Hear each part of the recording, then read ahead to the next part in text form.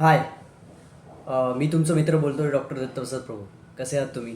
मजेत ना? तर आज मी एका वेगळ्या विषयावर बोलणार आहे आणि तो विषय म्हणजे अ, मानसिक आरोग्य. तर बाबा, मानसिक आरोग्य हा एक खूप महत्त्वाचा विषय आहे आणि भारत ही मानसिक रोगांची राजधानी हळूहळू बनत चाललेली आहे. त्याचं कारण सगळ्यात महत्त्वाचं असं सांगता येईल की अ, जो आपल्या मनात स्ट्रेस वाढलेला आहे, आपल्या डोक्यात जो स्ट्रेस आहे, टेन्शन आहे, आपला फोकस आपल्या कार्यावरील, कामावरील, आपल्या ध्येयावरील कमी होत चाललेला आहे. त्याच्यामुळे ह्या गोष्टी मोठ्या प्रमाणात घडत चाललेल्या आहेत.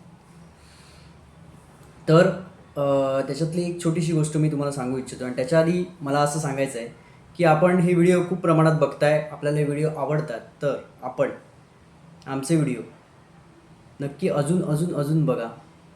जर तुम्हाला खरोखरच आवडले तर लाईक करा आणि जर भविष्यातील आरोग्यविषयक आणि आयुर्वेद विषयक जर आपल्याला माहिती हवी असेल तर आमचा चॅनल नक्की सबस्क्राईब करा. चला तर आपण महत्त्वाच्या विषयाला सुरुवात करूया. कालच जाता जाता रस्त्यात असं आढळलं की एक ॲक्सिडेंट झाला होता. ॲक्सिडेंट होताना छोटासा होता ॲक्सिडेंट. एक बुलेट स्वार जो होता तो बुलेटवरून खाली पडला. गर्दी झाली, लोकांनी त्याला उचललं. थोडंफार खरचटलं होतं, लागलं होतं आणि त्याच्यानंतर तो आपला मार्गस्थ झाला.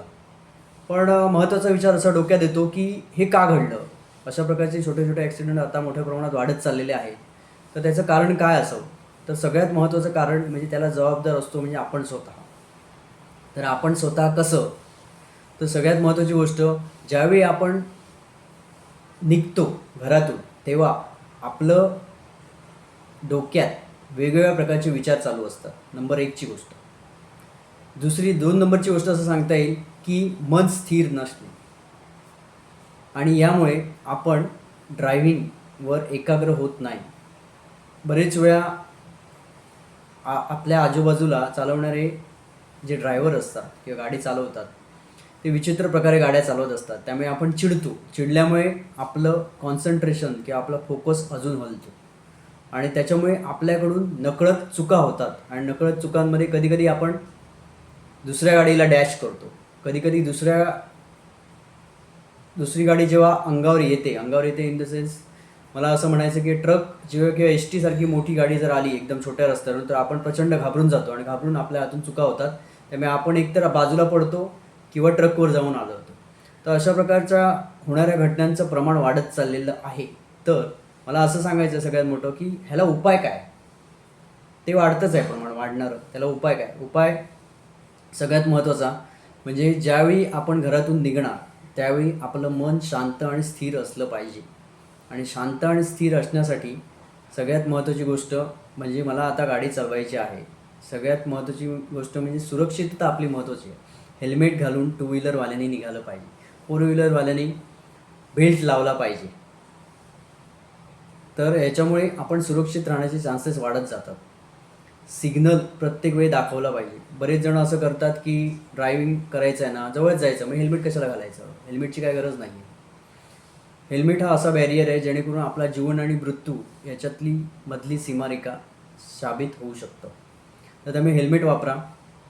त्याचप्रमाणे ज्यावेळी आपण फोर व्हीलरवरून जाणार तेव्हा सीट बेल्ट बांधण्याची गरज आहे. त्याच्यामुळे आपला ॲक्सिडेंट जर झाला चुकून तर आपला जीव वाचण्याची शक्यता असते. एवढं लक्षात ठेवा.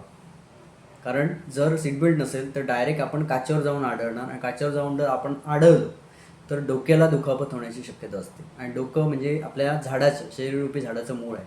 ठीक आहे. तर ह्या काळजी आपण घेतलं पाहिजे आणि त्याच्यासाठी महत्त्वाची गोष्ट ध्यान करणं शिकणं आपल्याला आवश्यक आहे. जर ध्यान करायला आपण शिकलो तर मन आपलं स्थिर होत जातं आणि ज्यावेळी आपण ड्रायव्हिंगला निघणार त्याच्या आधी जर ध्यान केलं, मन एकाग्र केलं आणि आपण निघालो तरी आजूबाजूला घडणाऱ्या गोष्टी ह्या बदलणार नाही, त्या घडतच राहणार आहे. पण आपलं मन मात्र एकाग्र राहील, स्थिर राहील आणि त्याच्यामुळे आपला जीव वाचू शकतो. ही छोटीशी गोष्ट मला सांगायची होती. तर आता भेटूया पुढच्या भागात. तोपर्यंत धन्यवाद.